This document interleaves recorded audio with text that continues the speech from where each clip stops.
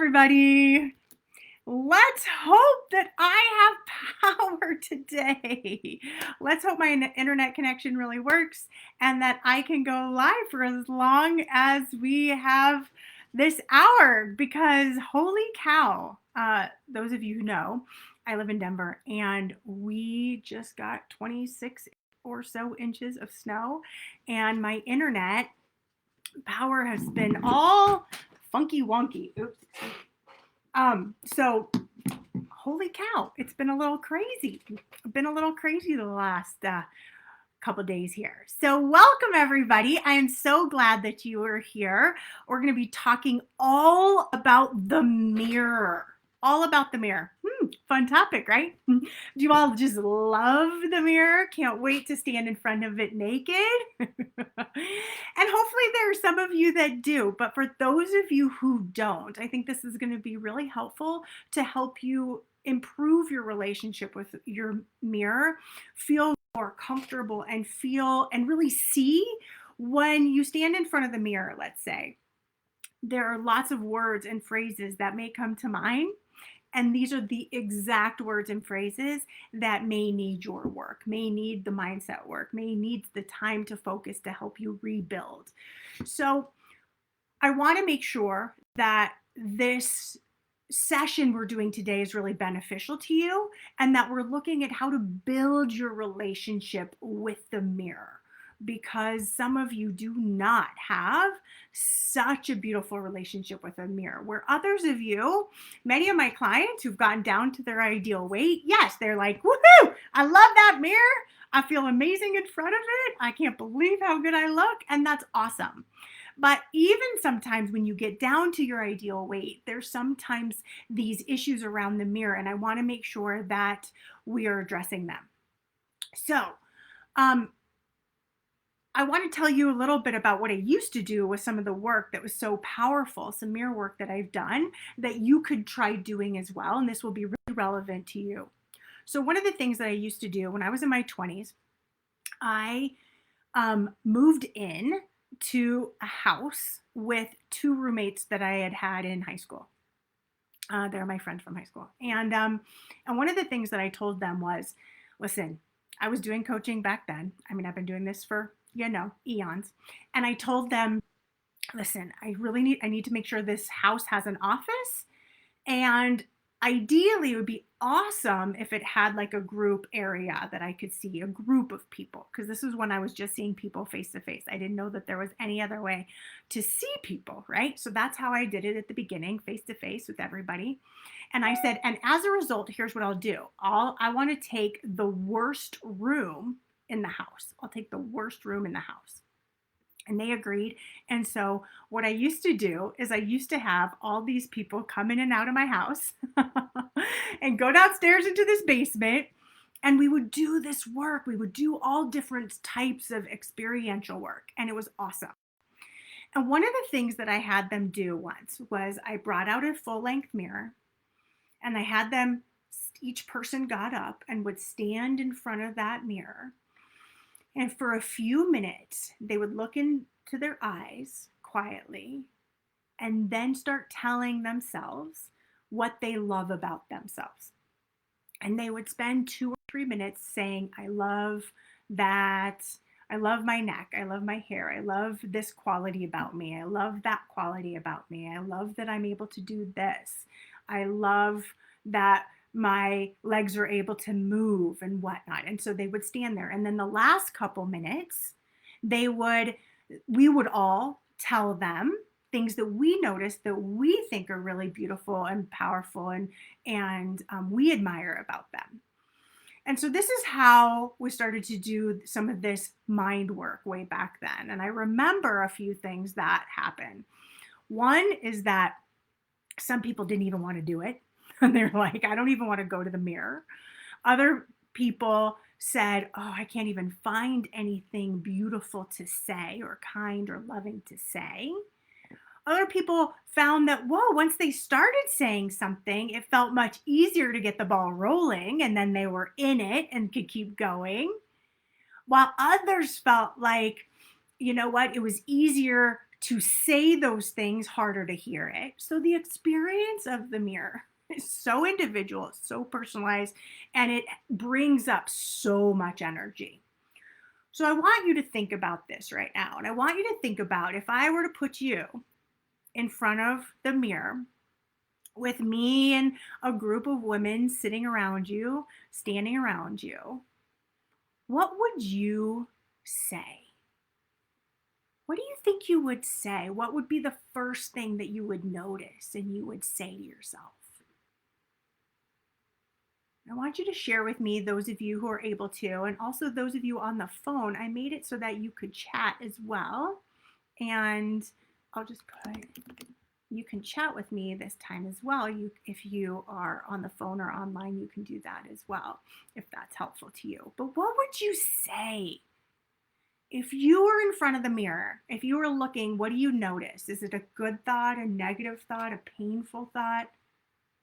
What happens when you think about yourself doing this?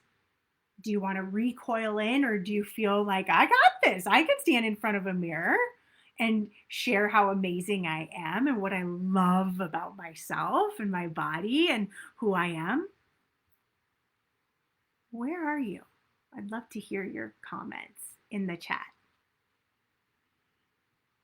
So your mind, what I notice in doing this for year after year after year, your mind often, when you stand in front of the mirror or you catch a glimpse of yourself, it likes to throw out the things that it feels are broken, that it feels aren't good. It notices those things first. So for me, when I stand in front of a mirror, the first thing that I notice is, oh, look at those legs. Look at the cellulite, right? I will notice that in my legs and I will be like, oh. But here's the thing, everybody. The thing is that we have the power, you have the power to direct the language, the thought, and the belief.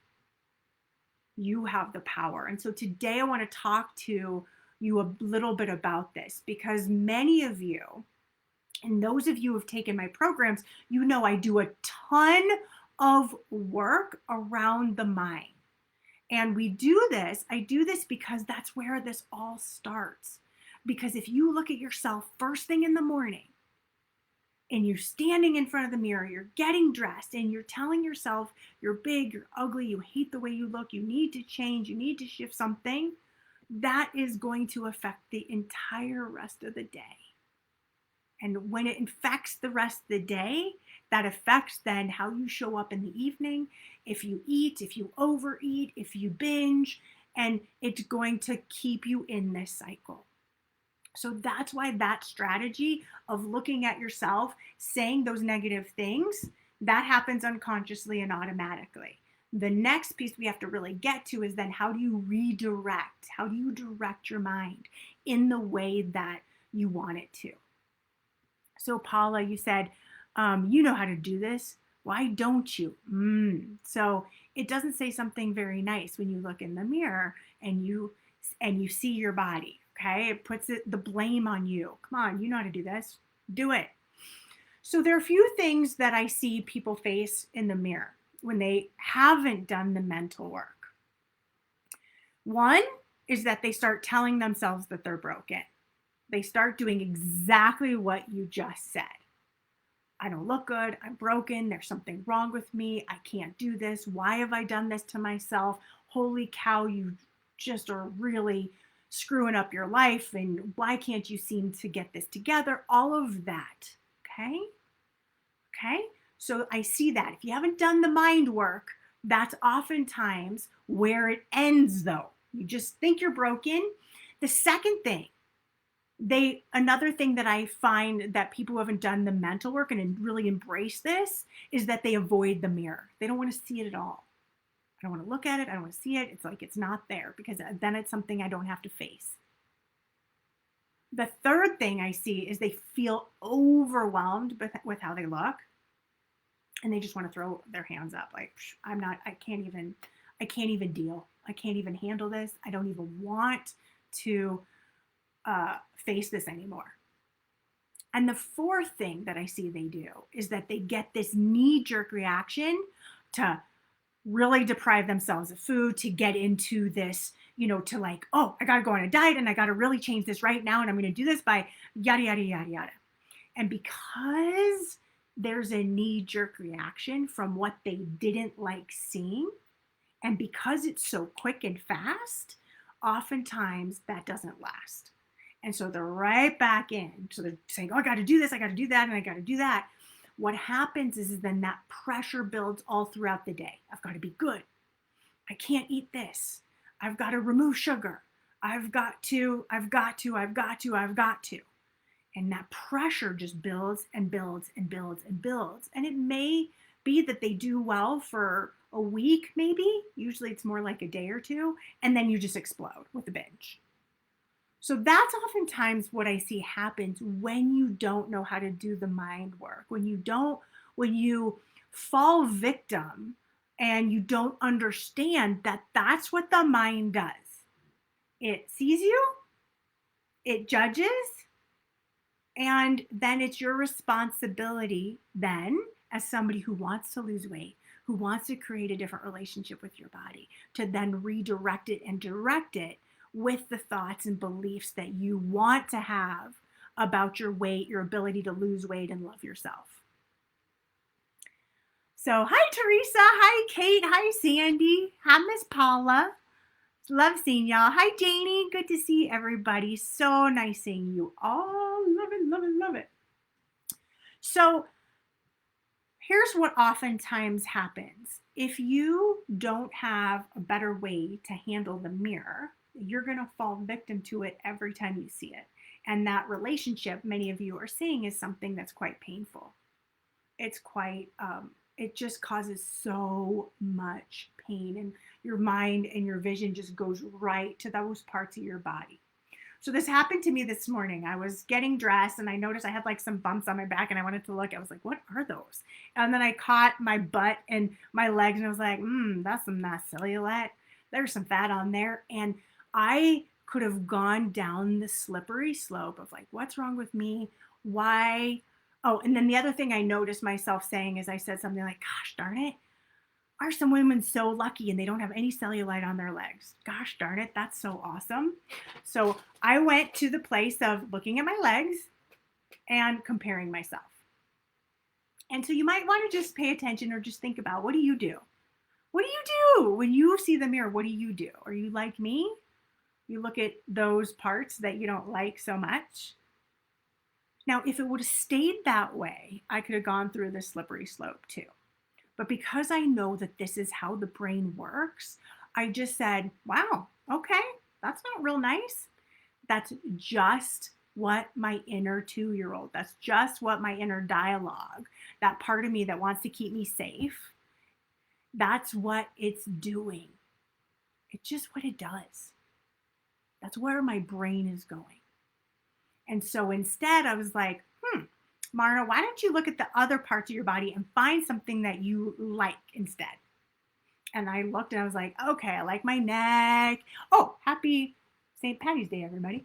I was like, I like my neck, and I like, and I started to find those different parts. And what I found is that started to, instead of move me into, it moved me into, nice. That feels good. Keep up the great work. Look at what you're doing that's working so well. Look at you. Great job. Look at that flatter tummy. Look at those wrists. Look at that neck. Look, right? I started to look at those parts and pieces of me, because that's how the brain works. So the power comes when it comes to the mirror is to stand in front of the mirror and notice what your conversation inside of your head says, because that's where the work is. If you don't change your thinking and then you just start changing your diet, your old thinking's still there. Your old thinking, it doesn't like just suddenly magically say, oh, you look beautiful now. No, it doesn't do that. It'll keep on replaying The parts of you, just because you're changing your diet, just because you're taking that action, just because you may have had a knee-jerk reaction and you're restricting or whatever you're doing, your thoughts are still your thoughts unless you redirect them, unless you choose a different thought, unless you really put the effort in, then you're going to keep struggling. And one of the great examples of this in episode 116, at podcast episode 116, Becca shared how she lost 30 some pounds, and she started to like talk to her body, love on her body, tell her body, good job, you're doing great. She started to feel her body and really started to find the love and respect inside of her skin. And then her body started to reflect that. Reflect what she said, reflect what she thought, reflect what she felt. If you want another good podcast episode, let me find that for you. 232 is Julie's podcast. And she shares, how she lost 20 pounds as a thinner person by doing it through love and not pushing, loving, rewiring. Okay? So think about if I were to place you in front of the mirror right now, and right now is how your body was going to look forever. Now, we know that can change, but let's say you're going to, this is it. This is what you got to work with for the rest of your life. What would you say to change, go from the negative to the positive? What would you say to yourself if you looked in the mirror and this is what I got? This is who I am. This isn't changing. If this was just going to be static for the rest of your life, what could you say to yourself to like the reflection more? What could you feel to like the reflection more? What would help you enjoy you and your body and the reflection staring back at you more? Because some of you are avoiding the mirror at all costs. Yeah, Teresa, you try not to look too much. Right. Well, what if you started looking? Look at how amazing you look. Look at how gorgeous you look.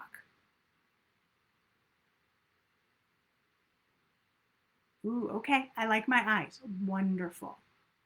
Wonderful. You bring the attention to what you like. You bring the attention to what's beautiful. You dress yourself in a way that honors your body, that loves you up. Wouldn't that be worth your time right now? Right now. To dress the dress, talk the talk, feel the feels. And to program your mind and your body to like what they see in the mirror, to like more of what it sees. See, when I would have my clients sit in a circle and go up to the mirror and they would say, I love, it was hard. It's hard. And especially as women, we're not really told to be boastful about our looks. Those of you who are gorgeous, you go, oh my God, I feel bad. I shouldn't look beautiful. For those of you who want to lose weight, you say, but I want to be beautiful. It's like this, I hear this all the time. I just lost weight and now people are telling me and it's confusing. So you need to get clear of, what do you love about you? Both in body and standing in front of that mirror and what you see in terms of looking and your reflection, as well as the qualities that make you, you. Are you clear when you stand in front of a mirror what you love about the way you look and about who you are? And if you're not, I want you to start taking 3 minutes a day to stand in front of a mirror, look at yourself in the eyes, and tell yourself how much you love yourself. What is lovable on your body, on you? Because that's where weight loss starts. It doesn't start by depriving yourself of all these foods and thinking it's going to, and your body's going to lose weight, especially not if you have an emotional relationship with food. If you have an emotional relationship with food, if you're turning to food to numb and comfort yourself, then we need to make sure you're also giving yourself the thoughts, the words, the phrases that also give you the self-esteem and body esteem that you need. So I want you to really stop thinking I want you to stop thinking that those bad thoughts that you see in the mirror means that you're bad. You're not. It's how the brain works. And when you start understanding how the brain works, you're no longer surprised. I'm no longer surprised when my eyes go to my legs and I go, really? I don't love that so much. And then I can do the work then to say, okay, but Marna, look, you're so lucky. Look how awesome your legs are. You can move you and you can run and you can jump and you can do all these amazing things with your legs. Go run up and down the stairs. Go do those things today. Go do and be, because you have legs. How awesome and lucky you are.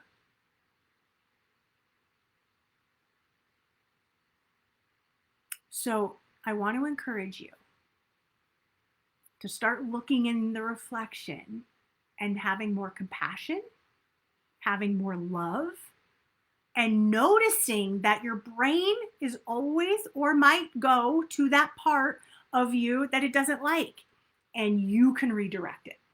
You can tell it how you want to think, how you want to feel. You get to decide.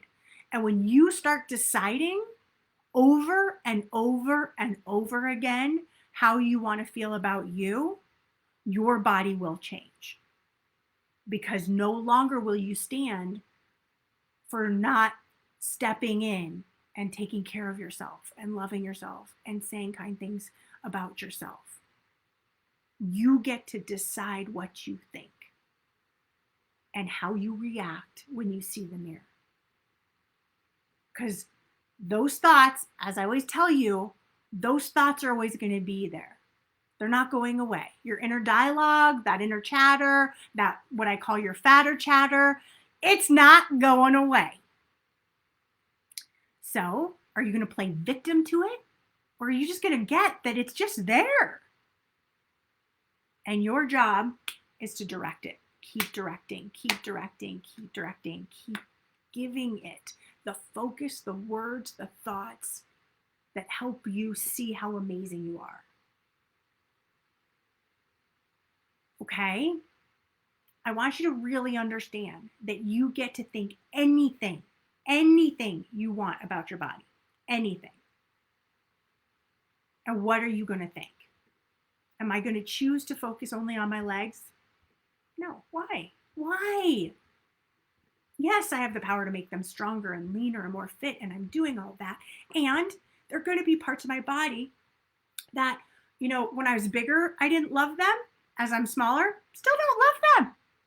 If I were to do over, yeah, I'd have long legs. Woohoo! Right? That's what I would do if I had a do-over. But this is what I have. And so one of the other things I want you to think about, some of you, because I shared with you that I start comparing myself, like one of the things that I did was like, oh, why is it others are so lucky to have such beautiful legs, whatever, right? Without cellulite. One of the things that I started to do is I would look for other people who had similar body parts as me, like similar body shape. And I'd be like, woohoo! They look so cute in that outfit. I look so cute in that outfit. That's a great outfit. They look so cute wearing that. I started to compare myself and I started to look for and use my brain to look for, in a comparative way, the positive. People that may have similar body shapes, may have similar body types. How awesome that they do, and they look so cute. Oh, wow.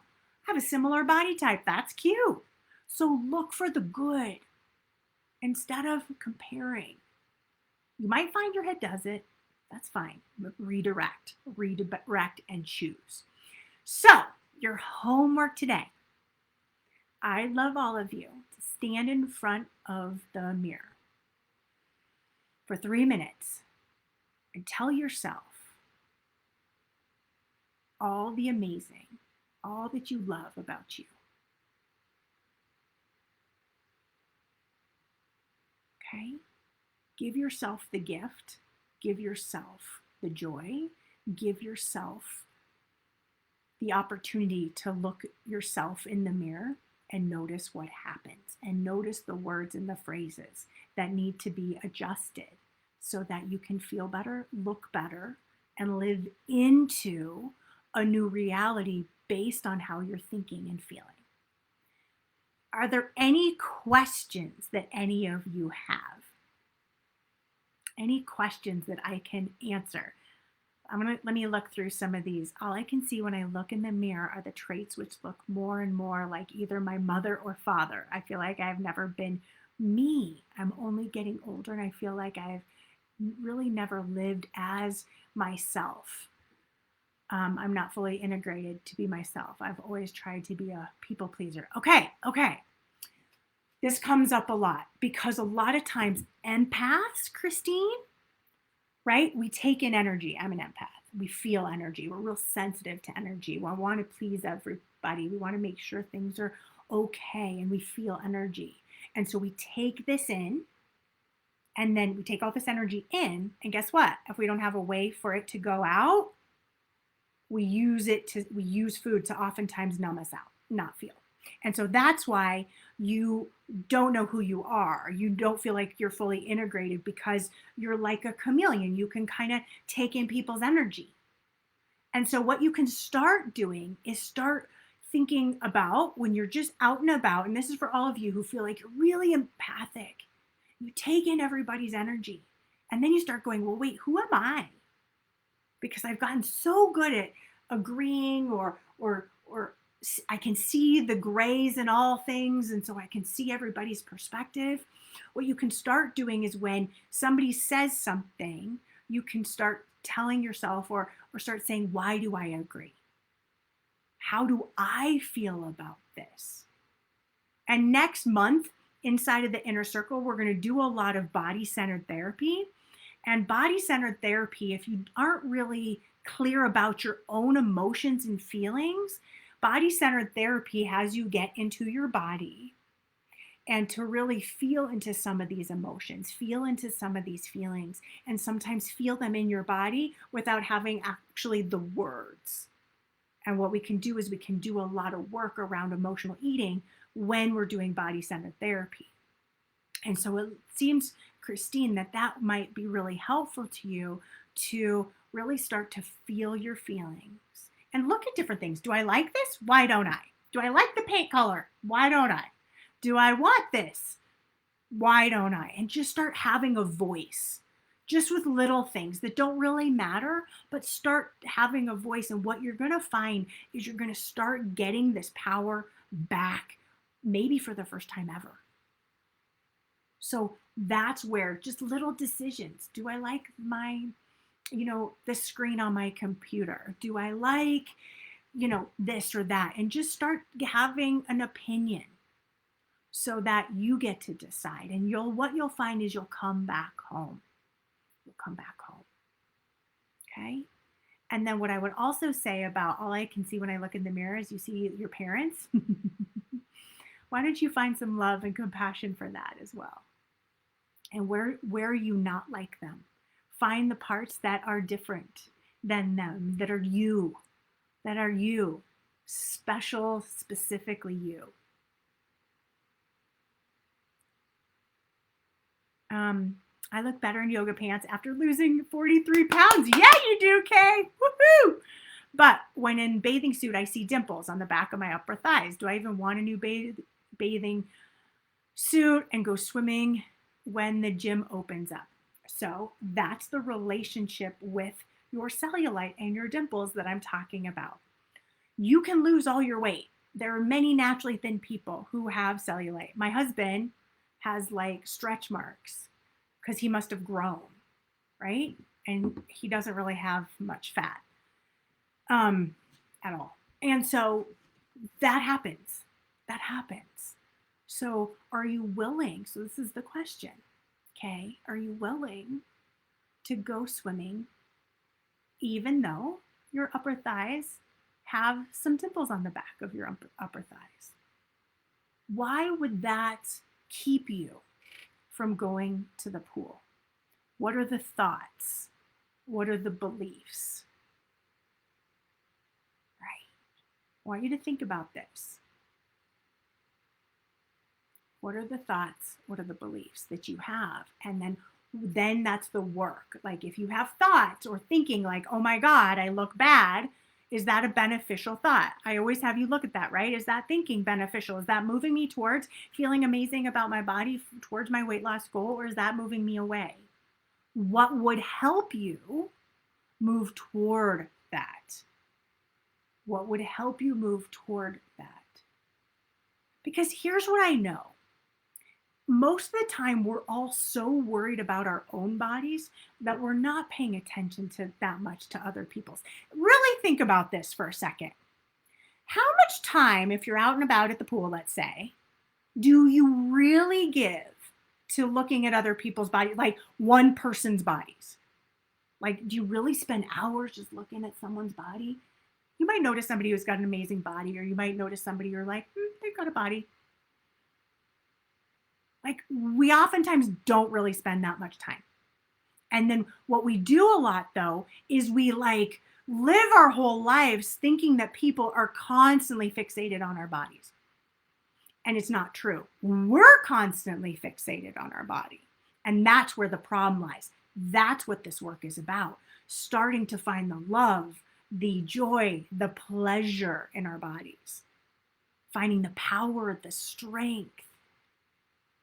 That's where the work is. So that's your work, Kay, is working on this. Okay? Swimming's fun. So focusing on, oh my God, I love swimming.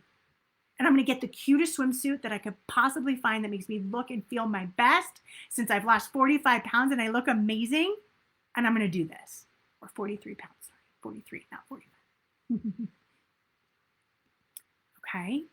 Paula, we've got to change that thought that your thighs disgust you. What could you, if you were standing in the mirror and you saw your thighs, what's a different thought that you could have that will bring your emotion, feeling, love, compassion up for yourself? Okay? Because when I look or hear many of you talk, right? My private clients, I'll hear them say something and be like, really? Is that helping you? Is that moving you towards your goals? They'll be like, no. I'll be like, okay, what's a different sentence? I work on them all the time for them to change their thinking, to see where they're getting stuck in their thinking because it's not helpful in moving them towards having the body they want.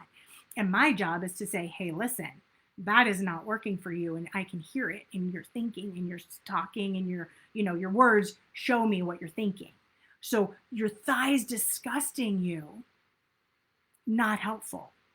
Now you can say, I'm not in love with my thighs. I really like so if I saw my thighs, I was like, oh my God, my thighs disgust me. Why don't you move the attention to something that you like more? Okay, that's just my brain looking at my thighs and telling me what's not right about my body.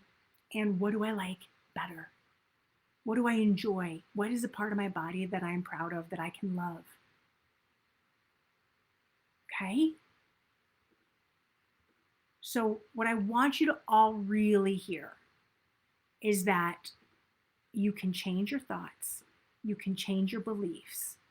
You can change what relationship you have in front of the mirror. Are you willing to do it? Are you going to do it? Or are you going to let the mirror and your inner 2-year-old, that inner dialogue, your fatter chatter, take you out of the game? I'd like to focus on what I can control. I'd like to focus on, in understanding my brain, I just know that it's going to go there and I'm going to choose different thoughts because that's going to make me feel better during the day and that's going to make me show up as a different me. Okay? You're welcome, Kay. I'm glad it was going to open. Yes, shop for a suit that fits and that feels beautiful, makes you look and feel your best. And just know that anytime you go shopping Any time you go shopping, no matter what weight you're at, there's going to be clothes that make you feel and look your best, and there's going to be clothes that make you feel and look ugh, and gross and not your best. It doesn't matter what size or what weight you are. It's not about you, it's about the clothes. So find clothes that make you feel and look your best. Okay? And don't make it mean that it's your issue and your problem and that you're broken. The clothes just aren't the right fit for your body. And so find clothes that fit your body better. All right, everybody, have yourself an amazing, amazing day. Thank you so much for being here. Get in front of that mirror and let me know how it goes. All right, everybody, bye.